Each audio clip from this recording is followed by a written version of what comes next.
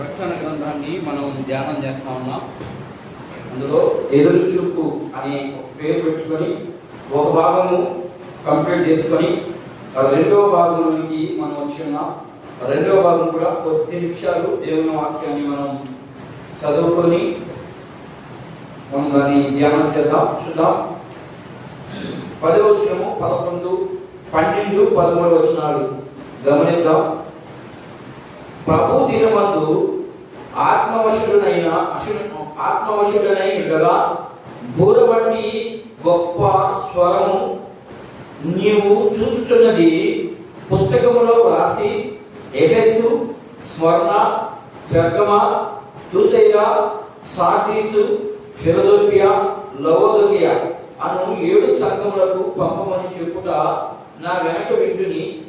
ఇది వినగా నాతో మాట్లాడుచున్న స్వరమేమిటో అని చూడగా తిరగగా 7 సువర్ణ దీపస్తంభములను, ఆ దీపస్తంభముల మధ్య మనుష్య కుమారుని పోలిన ఒకరిని చూచితిని. ఆయన తన పాదములు మట్టుకు దిగుచున్న వస్త్రము ధరించుకుని రొమ్మునకు బంగారు దట్టి కట్టుకుని ఉండెను. ఇక్కడ 3 విషయాలు కనిపిస్తా ఉన్నాయి. ఈ 3 విషయాన్ని మనం క్షుణ్ణంగా అర్థం చేసుకునేందుకు ప్రయత్నం చేద్దాం. యోహాను భక్తుడు దర్శనము, ఇదంతా దర్శన గ్రంథం అని మనకు ఆల్రెడీ తెలుసు.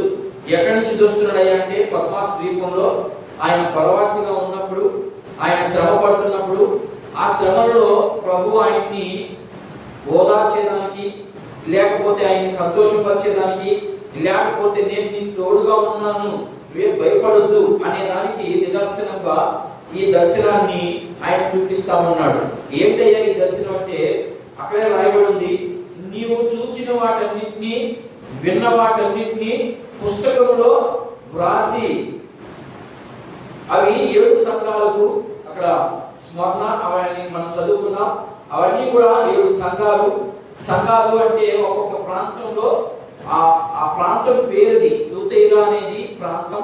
ఆ ప్రాంతంలో చాలా సంఘాలు ఉండొచ్చు, కానీ అక్కడ ఉన్నటువంటి ఆ పేరును బట్టి తుతైరా సంఘము అంటే ఆ యొక్క ప్రాంతంలో ఉన్నటువంటి సంఘాలన్నిటికీ అని అర్థం. అట్లని తుతైరా సంఘం ఎక్కడ ఉంది అని మీరు నన్ను ప్రశ్న వేయండి. ఆ సంఘము ఎందుకంటే ఆ గ్రామం పేరు తుతైరా కాబట్టి తుతైరా అనే ప్రాంతంలో ఉన్నటువంటి సంఘాల్లో ఉన్నటువంటి ప్రతి ఒక్కరికి అది అర్థం చేసుకోవాలి. అది ఓకేనా? అయితే ఇక్కడ మనం గమనించదగినటువంటి విషయం ఏంటంటే యోహాను ఆశ్చర్యకరంగా వెనక్కి తిరిగి చూశాడు. ఒక పెద్ద స్వరము కనిపిస్తా ఉంది, ఆయన వినిపిస్తా ఉంది ఆయనకి. ఆ స్వరము ఎప్పుడు ఆయన విననటువంటి స్వరం. ఆ స్వరం ఎవరిదయ్యా అంటే దేవుడిదే. ఆ స్వరం అది యేసుక్రీస్తు ప్రభు యొక్క స్వరం. ఎందుకని మనం ఎట్లా చెప్పుకోవాలంటే అక్కడ 10వ వచనంలోనే వ్రాయబడింది. ఏమనుందని?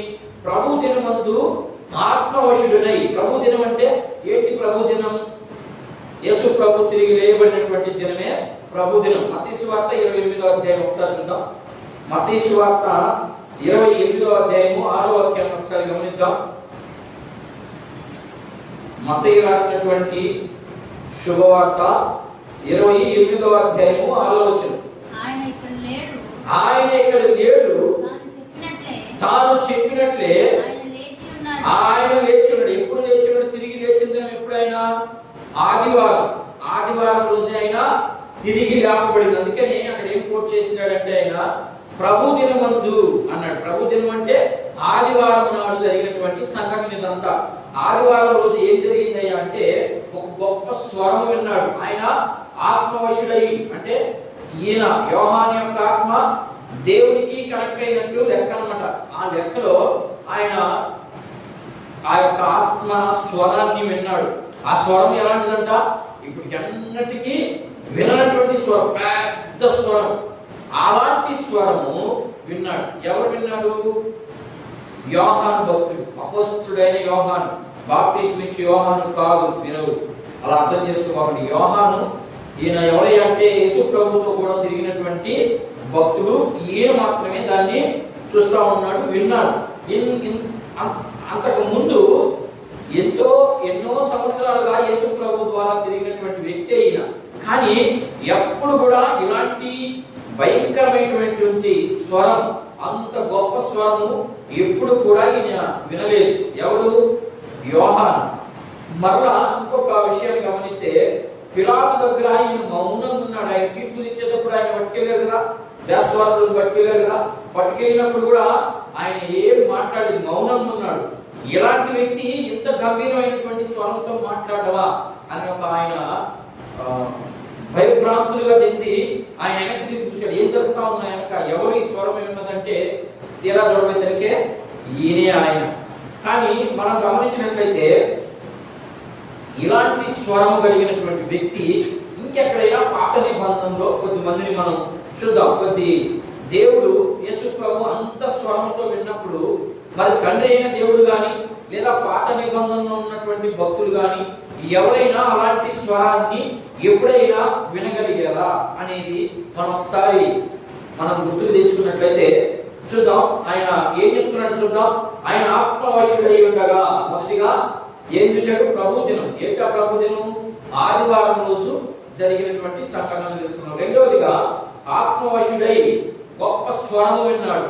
ఏమిటా స్వరమై అంటే, నేను చెప్పేది విని పుస్తకంలో రాసి లేదా పేపర్లో రాసి 7 సంఘాలకు పంపించు అని చెప్పడం జరిగింది. ఆయన ఇప్పుడు దాన్ని ఎలా విన్నాడు, ఏం రాయబోతున్నాడో ఇంకా ముందు మనం తెలుసుకుంటాం. చూద్దాం. ఎప్పుడైనా ఎక్కడైనా ఇలాంటి గంభీరమైనటువంటి స్వరము ఎవరైనా విన్నట్లు మీకు ఏమన్నా ఐడియా వస్తుందా? మోషే ధర్మశాస్త్రాన్ని తీసుకొచ్చేటప్పుడు ఐగుప్తు నుండి బయలుదేరి 3 నెలల 3 రోజులు జరిగిన తర్వాత ఐగుప్తు నుండి బయటకు వచ్చారు కదా వాళ్ళు. ఐగుప్తు నుండి బయటకు వచ్చిన తర్వాత ఆ వచ్చే మార్గంలో 3 నెలలు జరిగిన తర్వాత 3వ వారం 3 నెలల 3వ వారం దినాన దేవుడు ఆయనకి ప్రత్యక్షమయ్యడం జరిగింది. ఆ వచనాలు కొంచెం చూద్దాం, గమనిద్దాం మనం. నిర్గమకాండము 19వ అధ్యాయం. పాత నిబంధన భక్తులలో అలాంటి గంభీరమైనటువంటి స్వరం విన్నారా అని మనం గమనించినట్లయితే ఇక్కడ ఈయన విన్నాడు. చూద్దాం. నిర్గమకాండము 19వ అధ్యాయము 16వ వచనం నుండి 19వ వచనం దాకా మనం చదువుదాం. కొన్ని వచనాలు పరిశీలన చేద్దాం. విన్నాడా వినలేదా అనే దానికి చూద్దాం. 3వ నాడు ఉదయమైనప్పుడు ఆ పర్వతం మీద ఉరుములు మెరుపులు, బోర యొక్క మహా ధ్వనియు కలుగగా పాడెములోని ప్రజలందరూ ఏం జరిగిందంటే, ఇక్కడ బోర వంటి గొప్ప స్వరం లేదా ధ్వని వినప్పుడు ఆ పాడెములో ఉన్నటువంటి ప్రజలందరూ కూడా వణికిపోయారంట. ఎందుకంటే అంత గొప్ప స్వరమైంది, అంత భయంకరమైనటువంటి స్వరం. ఇంకా చూద్దాం. దేవుని ఎదుర్కొనుటకు మోషే పాడెములో నుండి ప్రజలను అవతలకు రప్పింపగా వారు పర్వతము దిగువను నిలిచి యెహోవా అగ్నితో సీనాయి పర్వతము మీదకి దిగి వచ్చినందున అదంతయు ధూమమయమై ఉండెను. దాని ధూమము కురిమి వలె లేచెను, పర్వతము మిక్కిలి కనిపించెను. ఇంకా కింద వచ్చిన మనం ఆ బూర ధ్వని అంతకంతకు బిగ్గరగా మోగుతా ఉంది. ఎలా మోగుతా ఉన్నది? పెద్ద స్వరం. అలాంటి స్వరము ఎప్పుడూ వినలేదు. అంత గొప్ప స్వరము ఆయన ఎప్పుడూ వినలేదని ఆయన మనకు సాక్ష్యం ఇస్తా ఉన్నాడు. ఈయన ఆ గొర్రెపిల్ల వలె, మరి వదకు తేవబడినటువంటి గొర్రెపిల్ల వలె ఎలా మౌనంగా ఉన్నాడు ఈయన సిలువ వేసినప్పుడు. అలాంటి వ్యక్తి ఎంత గొప్ప స్వరంతో మాట్లాడమా, ఎంత గొప్ప స్వరంతో కేకలు వేయడమా అనే ఉద్దేశాన్ని మనకు తెలియపరుస్తా ఉన్నాడు. ఇంకా కొన్ని మాటలు చూద్దాం. లేవియాకాండము 25వ అధ్యాయం. లేవియాకాండము 25వ అధ్యాయం.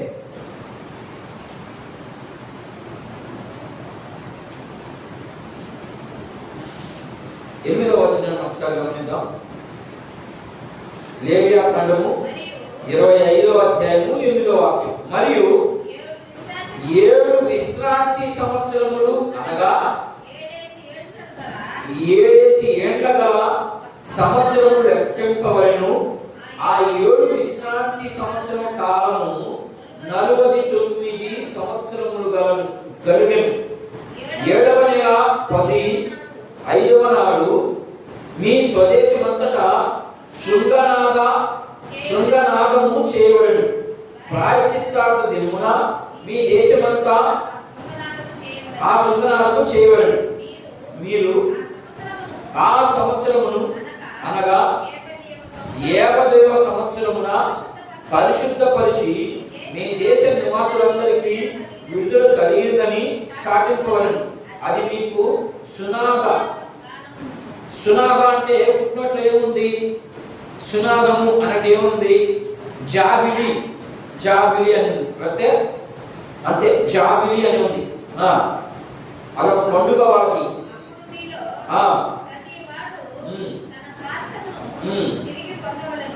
ఏంటంట పాగొట్టుకున్న దాని అంతటిని కూడా ఆ సునాద దినం ఆ సునాద పండుగ దినమున పాగొట్టుకున్నదంతా మళ్ళా తిరిగి మీరు తెచ్చుకుంటారు అనే మాటలు కనబడతా ఉన్నాయి. అయితే ఇక్కడ ఇంకొక మాట కూడా కనబడతా ఉంది. ఏం కనబడతా ఉంది అంటే ఆయన ఆత్మవశుడై ఉండగా గొప్ప స్వరము విన్నాడు. అంటే 2 విషయాలు జరిగినాయి. ఆత్మతో లింక్ అవ్వాలి, రెండవది స్వరాన్ని వినాలి. అలా వినినటువంటి వ్యక్తి క్రొత్త నిబంధనలో ఒక వ్యక్తి మనకు ఎక్కువగా కనబడతాడు. ఎవరైనా క్రొత్త నిబంధన భాగంలో ఉన్న వ్యక్తి ఆయన ఆత్మవశుడై ఆ స్వరాన్ని ఆయన మాత్రమే విన్నాడు. గుంపు చాలా గుంపు ఉంది, కానీ విన్నది మాత్రం అతను ఒక్కడే. అలా వినడానికి ఏం కావాలి? ఆత్మకి ఉన్నోడికి లింక్ అయితేనే ఆయన మాత్రమే వినబడగలుగుతారు. కొరవాడికి లింక్ కూడా వినపడదు. ఎవరా వ్యక్తి చెప్పగలరా? ఎవరు విన్నారమ్మా? పెద్ద స్వరం విన్నాడు ఆయన. ఆ స్వరం కాడ ఈయన చాలా విభ్రాంతి చెందాడు ఆయన. అలాంటి వ్యక్తి ఎవరైనా గుర్తురాలుగా అపోస్తలుడైన పౌలు గారు ఆయన విన్నాడు. అపోస్తల కార్యం 9వ అధ్యాయం చూద్దాం ఒకసారి. కొన్ని వచనాలు చూసి మనం ముగిద్దాం. అపోస్తలుల కార్యము 9వ అధ్యాయము 4వ వచనాన్ని ఒకసారి గమనించండి. ఆయన ఏం చేశాడు చూద్దాం. అప్పుడు అతడు నేల మీద పడి సౌలా సౌలా నీవేళ నన్ను హింసించుచున్నావు.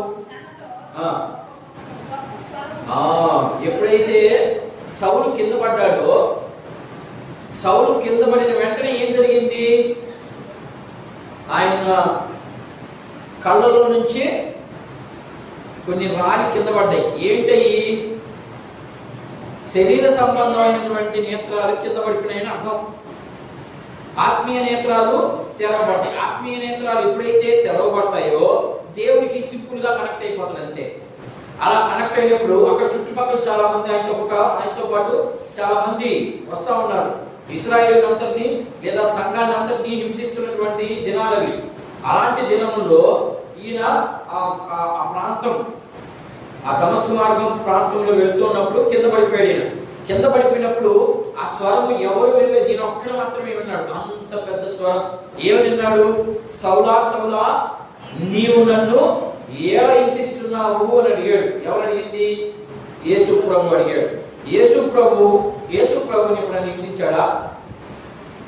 యేసు ప్రభు అప్పటికే ఆయన చనిపోయి తిరిగి ఆరోహణ వెళ్ళిపోయినాడు ఆయన.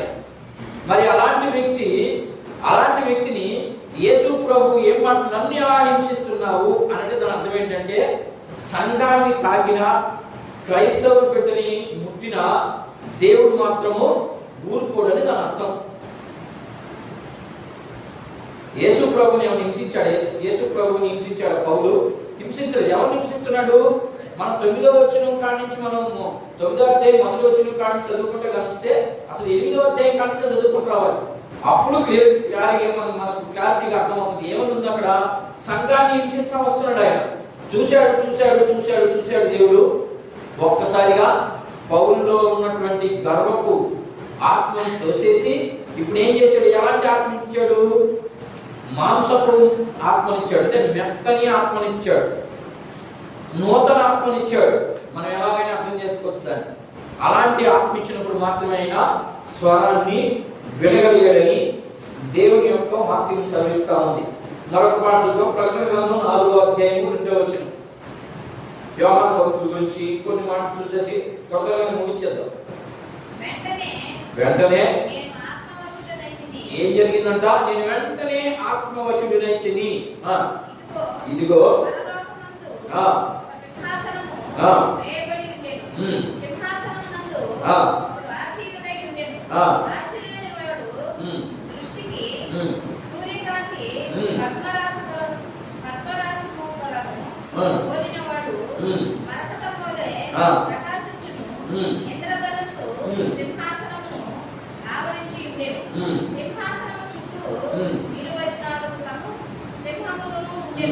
చాలా ఇక్కడ ఏం జరుగుతా ఉంది? దీని కూడా అలాంటి విషయాన్ని కూడా మనకు యోహాను ఆయన ఏమిస్తున్నాడు అంటే ఆయన యొక్క దర్శనంలో జరిగినటువంటి సంఘటనలన్నింటినీ కూడా మనకు తెలియపరుస్తా ఉన్నాడు. 21వ అధ్యాయం 10వ వచనం. ప్రకటన గ్రంథంలోనే 21వ అధ్యాయం చివరి భాగంలో 21వ అధ్యాయం దాని అందరి ఎలా ఉన్నాడంట ఆయన? యేసు ప్రభు ఎలా ఉన్నాడంట? దగదగా మెరుస్తున్నాడంట.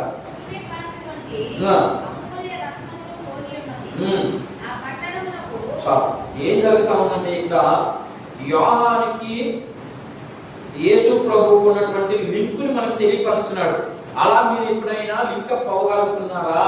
అలా అవ్వాలంటే ఏం చేయాలా? ఎక్కువగా ప్రార్థనా సమయాన్ని మనము అనుభవించాలి. రెండవది దేవుని వాక్యాన్ని మనము అనుభవించాలి, నేర్చుకోవాలి, దాన్ని పరిశీలన చేయాలి. అప్పుడు మాత్రమే దేవుడు మనకి అలాంటి అనుభవాన్ని, అలాంటి దర్శనాన్ని మనకు ఇవ్వడం జరుగుతూ ఉంది. ఇంకొక మాట చూసి మనం ముగించేద్దాం. యెహెజ్కేలు గ్రంథము 1వ అధ్యాయం 1వ వచనం. యెహెజ్కేలు గ్రంథము 1వ అధ్యాయము ఇర్మియా గ్రంథానికి పక్కనే ఉన్నది. ఎక్కడైనా చూడండి, ఎవరైనా పరిచర్యకు వస్తే 37 పైనే ఉంటాడు. 37 లోపల వీరన్న పరిచర్యకు వచ్చాడయ్యా అంటే ఆ వచ్చిన వ్యక్తి ఇర్మియా తప్ప ఇంకెవరు కూడా అంత తక్కువ వయసులో రాలేదు. ఇర్మియా మాత్రమే 12 సంవత్సరాల బాలుడప్పుడుగా వచ్చేసాడు. ఇంకెవరు చూసినా కూడా 30 సంవత్సరాలే. సర్వసాధారణంగా ఎక్కువగా 30 కనబడుతూ ఉంటుంది. ఎందుకని 30 నల్లా ఎప్పుడైనా ఒకసారి చూద్దాం 30 అంటే ఏంటో. దానియేలు గ్రంథం 8వ అధ్యాయం 1వ వచనం.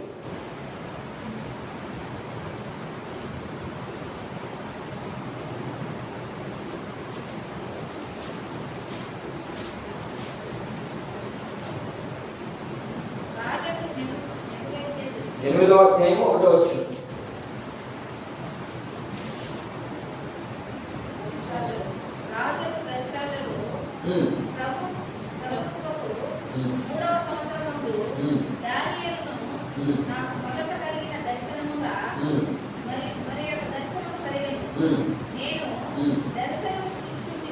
ఏం జరుగుతా ఉంది ఇక్కడ?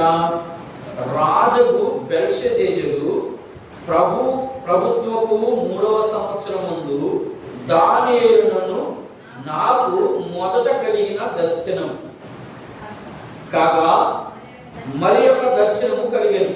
నేను దర్శనము చూచినప్పుడు నేను ఎలాగో ప్రదేశ సంబంధము మనుషులను పట్టణపు నగరంలో ఉండగా దర్శనము నాకు కలిగాను. ఇక్కడ ఏం జరుగుతా ఉంది? మొత్తానికి మనకి ఏం నేర్పించాలని ఇక్కడ రాయబడిందంటే ఇంకా చాలా రెఫరెన్స్ ఉన్నాయి. అపోస్తలుల కార్యాలు 10వ అధ్యాయంలో కూడా 10వ వచనంలో కూడా ఇలాంటి రెఫరెన్స్ ఇలాంటిదే మనకు కనబడుతుంది. అక్కడ ఎవరు కనబడతాడు? కొర్నేలి అని ఒక వ్యక్తి కనబడతాడు. అందరూ కూడా దర్శనాలు చూస్తున్నారు. కానీ ఈరోజు అలాంటి స్థితికి మనం ఎందుకు రాలేకపోతున్నామయ్యా అంటే మనమంతా దేని వైపు చూస్తున్నాము? దేవుని వైపు చూస్తున్నామా? దేవుని వైపు చూసేది వీళ్ళంతా.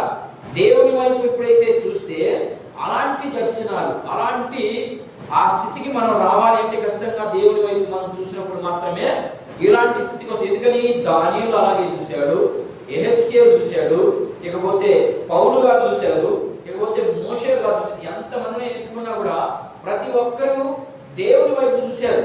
దేవుని వైపు చూశారు కాబట్టి దేవుని యొక్క దర్శనాన్ని వాళ్ళు పొందుకున్నారు.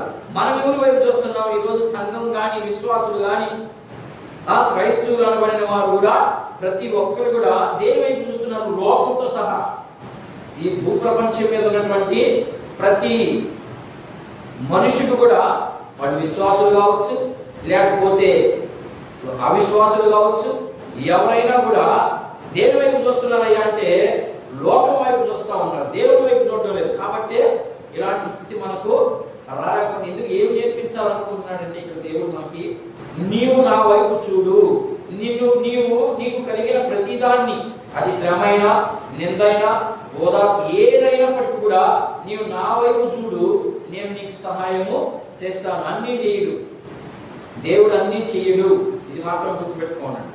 అన్నీ చేస్తాడు అనంటే అది అబద్ధపు బోధ, యెజబెలు బోధ.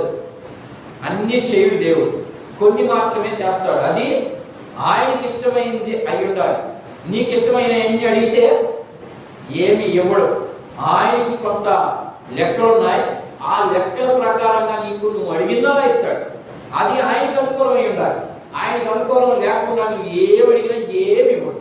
ఇది మాత్రం గుర్తుపెట్టుకోండి. ఓకేనా? మనం ఎవరి వైపు చూస్తున్నామో మనం పరిశీలన చేసుకొని మనం ప్రార్థనలో గడిపితే మనం పరిశీలన చేసుకుని ఏ వైపు చూస్తున్నాం మనం.